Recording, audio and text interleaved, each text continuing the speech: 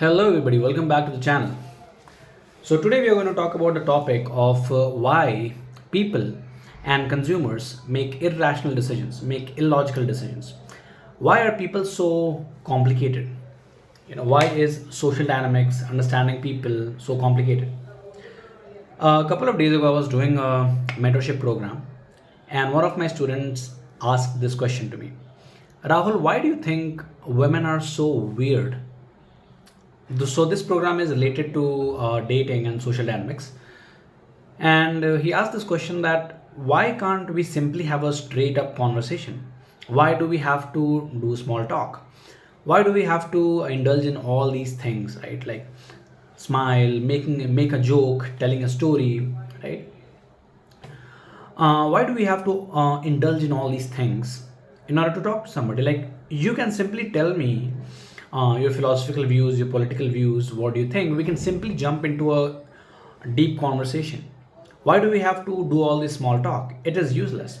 Also, why do we have to be such a dancing monkey, right? For example, if you have downloaded any kind of book, like how to win friends and influence people, how to talk to somebody, all these kind of books where they try to teach you social dynamics, where they try to teach you people skills, you would have seen that there are a lot of things. For example, don't criticize people directly, right? Because if you criticize people directly, they are not going to listen to you. They are going to develop a shield, and they're going to block everything that you are saying, you're trying to teach them, and they are going to become very defensive. But you're a rational person would think, isn't this stupid? If you're wrong and I'm telling you something wrong, you should rationally go inside your head and compare the two ideas. And if I'm wrong, you should simply be like, hey, you know what? You are wrong. But that's not how people work. That's not how human beings work. The same thing with consumers. That's not how consumers work. Just because you have made a good product and be like, hey, this is going to improve your life, please buy this product. People are not going to simply buy it. You have to be a good salesperson. You have to market it very well, right? You have to attach a story behind it. You have to develop some social proof. You have to show the benefits of the product, right? In life, in real life, and in real business, a lot of apparently and seemingly good business ideas don't really work out that well. A lot of good products don't really work out that well, right? A lot of ideas that sound a little bit stupid in the beginning, a lot of products and business ideas and service ideas that sound a little bit crazy in the beginning, they tend to work out really well. For example, let's talk about a couple of brands, right? So let's say that you have an idea that you want to make a new mobile, or you want to make a new computer, right? So let's go back around the time of 1900s. No, not 1900s, 1990s. Right, so let's say that the time is right now 1990, 1992, 1995, and you want to make a good phone, right? So you approach some investors and you pitch an idea that, hey, I want to make a new phone. They will ask, tell me what kind of phone this is going to be. Tell me what kind of product you want to make. Going to be the logical person is going to say, I want to put in better technology in this phone. I want to give a lot of features in this phone.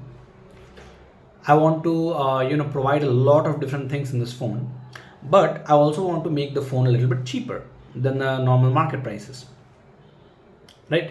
Exactly what a lot of brands like Motorola, you know when Android, when smartphones started becoming famous, so a lot of brands that kind of became irrelevant, like Nokia, Micromax, Motorola, all these brands, they would have thought the same thing. And this is the logical thing to say, right? Nobody is going to look at you and be like, hey, bro, are you stupid? Like, if you propose an idea that, hey, let's make a product that's a little bit better than the currently existing products, and that's a little bit cheaper than the currently existing products, everybody's going to be like, yes, that's the right way to make products. And then you go ahead and make that, but nobody ends up buying that, right? BlackBerry, it was once amazing, but it kind of went downhill from there. Micromax, Nokia, all these brands, like Motorola, all these brands like had good promise at a time, but they kind of they tried to play, they tried to differentiate themselves on features. They did not have anything else to offer. And features, increasing features, tell a logical story. If you are talking about features, if you're talking about, hey, I provide a camera, I provide this kind of sound, I provide this kind of connection, I provide this kind of processor, all these things. So I understand what you're trying to say, but it doesn't mean anything to me. Do you understand? It doesn't mean anything to me. On the contrary, let's say that another person, a stupid guy, right, a dumb idiot guy, goes to the investors and be like, hey, you know what? I want to make a phone that's probably 5 times costlier than any now normal phone, right? And I am going to make that phone in such a way that it would not last more than like 2 3 years. So every 1 or 2 year, you have to buy new phones, right? And I'm not going to give a earphone with that phone. I'm not going to give a lot of things. Like I'm not going to give a charger with that phone. You have to buy everything, alag se. Like you have to buy everything separately. When you pitch this idea, on the first glance, that guy seems to be stupid, right? That guy is like, investors are going to be like, what the fuck are you trying to say? Like, if a cost of a normal phone, let's say, is 15,000 rupees, why would somebody pay 75,000 or 1 lakh rupees to just buy a phone? Like, people don't really want to invest so much money in a phone, right? Like, it's just a fucking, gadget to call somebody. It's like just a glorified walkie talkie. Right, you just call somebody on the phone, that's it. Sometimes you take photos, sometimes you take videos, that's it. You cannot justify the cost of more than 15 20,000 rupees, right? I'm talking about Indian rupees right now. So you cannot justify that kind of a cost. But still, look at Apple. People praise Apple for all these things, right? Apple's technology is not the best. Apple does not provide a fuck ton of features that other brands provide. But still, Apple is the most prominent, the best brand that has ever been. Other brand, only other brands that I think can compete with Apple right now are Samsung. I don't think any other brand can compete in the realm of smartphones. They cannot compete. So sometimes human behavior is illogical, right? In this case of creating a phone that is 5 to 10 times costlier than a normal phone. Now you just can't make sense of it. The same thing with, let's say, for example, this example was given by Rory Sutherland. Rory Sutherland is the vice chairman of Ogilvy. Ogilvy is one of the biggest ad agencies in the entire world, and he has some amazing TED talks.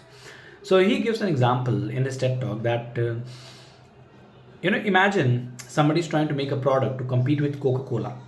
Now, Coca-Cola has been the world's leading soft drink brand since last hundreds of years, right? So the prominence, the dominance of Coca-Cola is unmatched. So if you have to pitch an idea like, hey, how do you compete with Coca-Cola? What are you going to do? If you have to compete in soft drink market against Coca-Cola and Pepsi, what are you going to do? The first thing, the most logical thing to think is, let's create a drink that tastes better and that costs less than Coke. So people are naturally going to buy it because this is a logical choice, right? This tastes better and this is even cheaper than Coke, but it doesn't happen. Even if theoretically you make something that tastes better than Coke and costs less, people are not going to buy it simply because of trust, simply because of a status quo, simply because, if you go, if you go to like a party, or if you go somewhere, like if you go to a restaurant and if you're drinking something, if you order something apart from Coke, it's a little bit weird. Like, what the hell is wrong with you? You either order Coke or Pepsi. That's the first thing. Second thing is there is trust. Third thing is Coke has advertised itself so well, and it has kind of associated its name with happiness, with a lot of cultural phenomena, right? With every event, right? Whether it is Christmas, whether it is Diwali, whether it is Holi, every event, every big and major thing that happens around the world, Coke somehow finds a way to use that as a marketing strategy or an advertising strategy.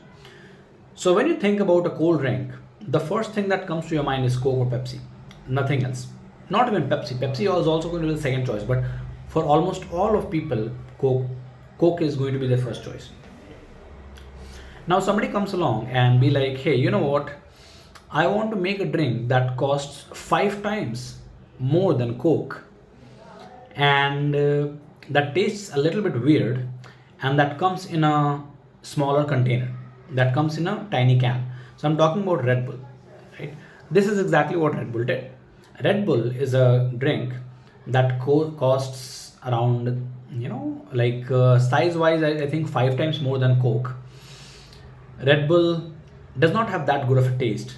Like, it's confusing whether you are drinking beer, whether you are drinking cold drink, whether you are drinking a soda drink, or what are you actually drinking. Like, it's a little bit confusing. The taste is a little bit confusing. So, but apart from that fact, I like the taste of Red Bull. But a lot of people don't like the taste. A lot of people think that the taste is a little bit shitty, right? It doesn't taste good to a lot of people. So imagine making a product that's 5 times costlier than the other products in that market, and that comes in a smaller bottle, and that also does not taste as good, right? Again, illogical thing to say. Like, why are you trying to do this, right? The investor, if you pitch this to investor, right, they are going to be like, are you stupid or something? Go home, man. Right, go home and make yourself that drink and go back to sleep. So everybody is going to laugh at you, everybody is going to ridicule you if you come up with such ideas. But what did Coke and Red Bull, like, how did Red Bull actually win in the market? What did Red Bull do? So instead of positioning itself as a soft drink, right, all of these drinks are soft, right? Whether you drink Coke, Pepsi, Mirinda, Fanta, Red Bull, all of these drinks are soft. All of them contain caffeine, right? What Red Bull did is they positioned themselves as energy drink, not a soft drink. So this is energy drink, which you'd preferably drink this drink in a party. When you're going to clubs, or when you are going for a bike ride, or when you're doing something exciting, adventurous, like when you're going for a trekking, or when you have a sport, when you have a match, when you're playing some sports or something. This is what became normal. The same thing with now I'm going to give two quick examples, like Uber. So imagine giving the idea to investors that, hey, I'm going to design an app, Uber, by using which you can call somebody at your home, right, who is going to pick you up from your home, and then you can sit in a completely stranger, and in the car of a complete stranger that you have no idea who the fuck this is, and go somewhere else. At first you're going to have a couple of problems. At first you're going to be like, first, why do you think a guy is going to sit in a random guy's cab, right? Nobody would like to sit and be comfortable in somebody else's cab. That's the first thing. Second thing is, then all the people, anybody can know your house, anybody can know your address.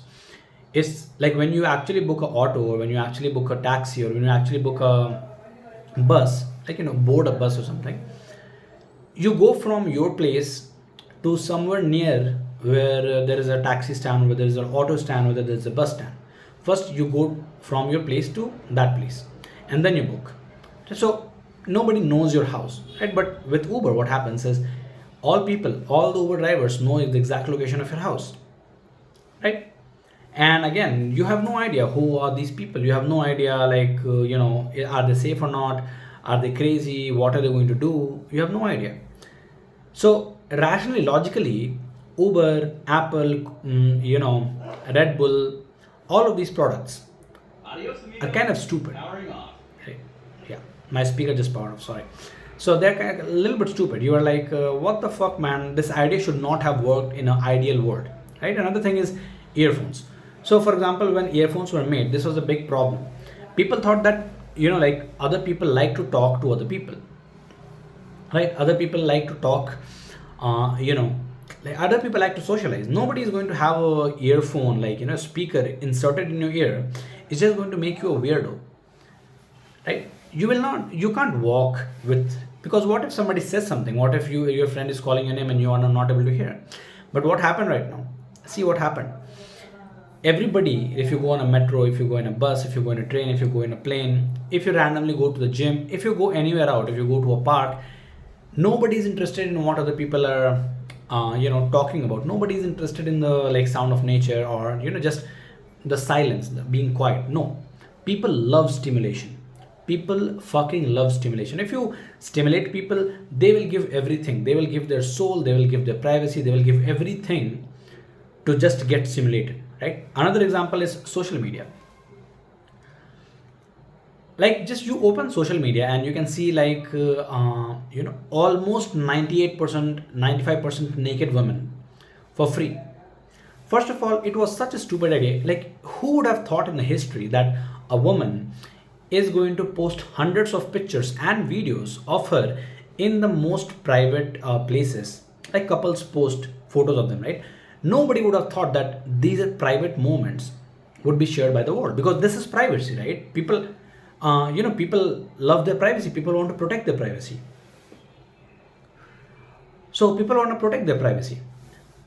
Nobody would like to show these things, like, right? Like women, like like, have you seen women make these kind of videos? Like, a lot of Instagram influencers make these kind of videos of dress up, right? They're first going to show themselves in like almost wearing nothing, like maybe in a towel, or maybe in a simply a bikini or a panty, underwear, right?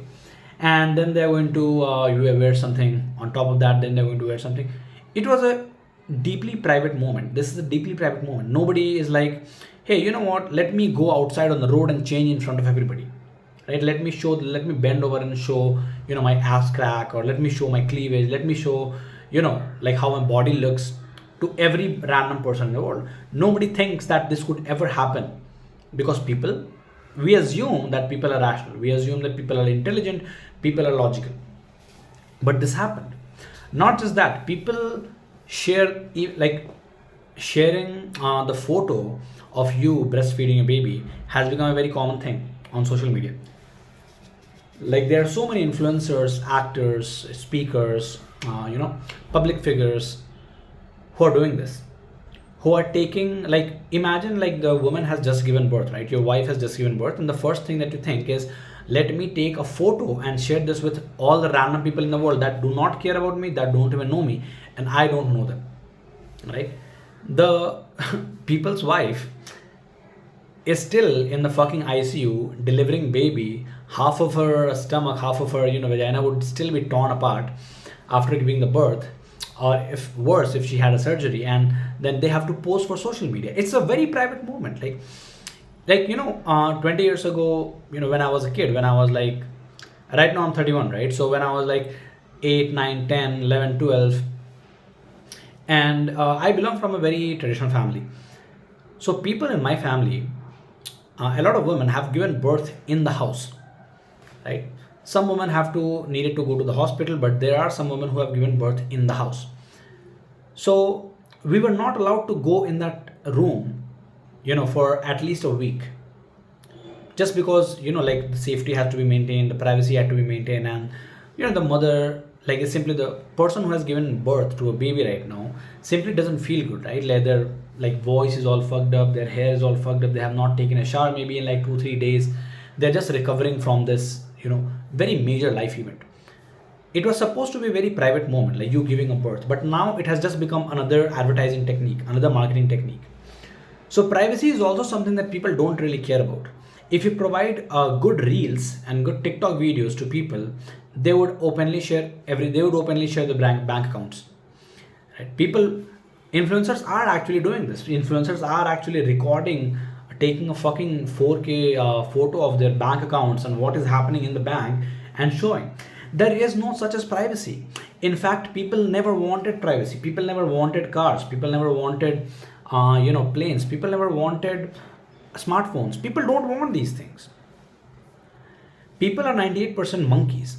I'm a 98% monkey. I'm not just talking about everybody else. I'm also a person, right? So all human beings are 98% monkeys. We want what monkeys want. We want status. We want to bond with other monkeys of our tribe. right? We want to fight and keep the monkeys of other tribe away from us. We want to have sex, we want to raise a family, we want to somehow gain importance in our tribe and climb up the social ladder. All these things, this is what we care about. We care about status, we care about fairness. Fairness is another thing that we care about.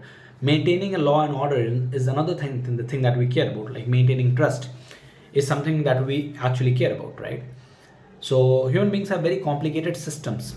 Human beings have very complicated, you know, kind of dynamics in the group.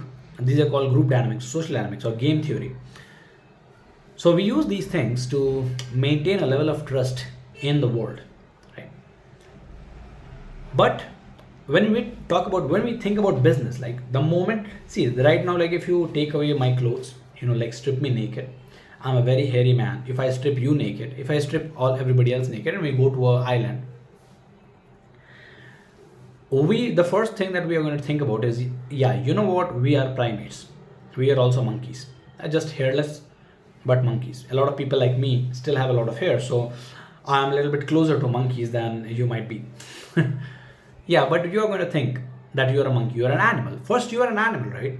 Your body is like 3.5 billion years of animal. This is what your body is. Your brain is 3.5 billion years of animal. Not three, let's not say 3.5 billion, but at least 2 billion years of animals. Then you are a mammal, right? Before you became a monkey, for hundreds of millions of years, you were a mammal. And then you became a monkey, right? A primate.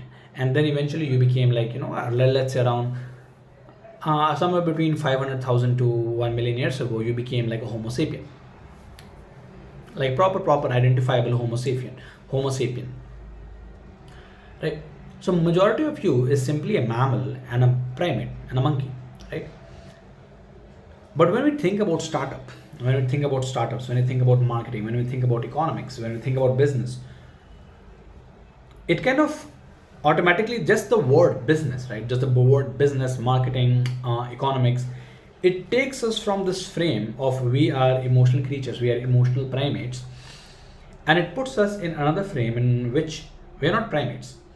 We are basically a completely rational, logical, utility maximizing agents, right? As if we do not care about anything else, as if we do not care about our emotional attachment to a product. All we care about is, what value this product is providing. Some people are like that. You might say, some people who, are very, very, like very heavily rational. Some people are like that, but majority of the people are not like that. Unless and until you have, you are on the spectrum, like you are on like a little bit antisocial, you are a little bit, like don't understand human beings very well, human interactions very well, then you might be in that category. But a lot of people are not that, right? So why do we pretend when we talk about marketing, when we talk about social media, that like people are completely rational beings and they know very well, what they want? No, nobody knows what they want. Okay, we pretend to ourselves that let me just ask a survey, let me just do a survey from like let me just send this Google form survey to all our customers. They would tell us exactly what they want, and then we would be able to make a perfect product. No, they do not know what they want, right? Like Ogilvy said something amazing, and this is another thing that I learned while I was watching Rory Sutherland. So I'm very obsessed with this guy right now, Rory Sutherland. Although I have been obsessed with things like cognitive psychology, cognitive science, behavioral psychology and behavioral science, psychology of marketing, sales, human decision making, thinking, emotions, right, social dynamics. I've been very interested about these things since the last 5, 7, 8 years. But right now I'm going very deep in these things. And this is why there are a lot of new insights that I'm able to share with you. So, yeah, what was I saying? This is something that we don't take into account. That we think that people, our consumers, are going to tell us honestly. No, come from the place that consumers don't know anything about themselves, right? Just like you don't know why you feel this way, right? You don't know why you're repeating the same mistakes again and again in life. You don't know why you are getting into the same kind of relationships again and again in life. Even though you promised yourself that you are going to find better people to be friends with, better people to date. What the fuck happened to you? So the same thing happens even when we are talking about business. Right? Just because business sounds very logical, very like intelligent, very intellectual thing, it doesn't mean that it is. It is a very, very, very chaotic thing. Most businesses that are famous, to be honest, like it's completely crazy. Why the fuck are they famous? But if you understand human nature a little bit deeply, you will understand why they are famous, right? So this is the point that I was trying to make in the video. The point is that just because you are a CEO, just because you are a founder, just because you are a marketer, just because you are an author or public speaker, stop pretending that your consumers, and even you for the matter of fact, are a rational person. You might make some rational choices, you might make like 5-10% rational choices in your life, but majority of your buying decisions are going to be made completely emotionally. You're going to take advantage, or you're going to rely unconsciously on your biases, on your mental shortcuts, on how you feel, on the perception to make emotions, right? So there's a beautiful this is a beautiful way to put it, right? You can say this, you can use this as a mental model. So behavior and action is driven by feelings and mental shortcuts. Mental shortcuts and feelings are activated by your perception, right? And your perception is defined by your environment, by the surrounding, right? So if you change the surrounding, if you define the context, the environment, if you change the surrounding or the context or the environment in a different way, it makes you feel different things. It the perceptual value of things change, and hence our emotions towards things change. Okay. So this is why people are a little bit illogical. To be honest, on the surface layer, when we think about it, they seem illogical to us. But in the long run, this is not. These things are not illogical. These things are very, very effective. The thing that, for example, everybody says that you are biased, right? Your biases are, kind of preventing you from thinking clearly. No, your biases are very amazing. In, I would say, majority of the cases in real life scenarios, like 85-90% of the cases in real life scenarios, your biases are going to work. For example, these simple models, these simple biases, these simple mental shortcuts, right? There is a book called as Bounded Rationality. Mm, I forgot the complete name of the book. I'm going to put the description of that book or the name of the book in the description below. So this is a book in which they did a research. They did a full blown research and scientific experiments, and they kind of tried and tested the mental shortcuts that people use against the mathematical models of decision making. The results was fucking surprising. All the mental shortcuts in real world scenarios won against mathematical, complex statistical models almost all the time. Almost all the time, if instead of being very smart, you just followed your biases and heuristics, you just followed your instincts, you would be right. In some cases, you can make mistakes, and those mistakes might be very costly. So it pays very heavily to learn critical thinking, to learn rationality, to learn how to think properly. But in most cases, our biases, in most real world natural scenarios, our biases are extremely helpful. They are designed to keep us alive. They are designed to maximize survival and reproduction value. They're not designed for you to figure out some complex equation.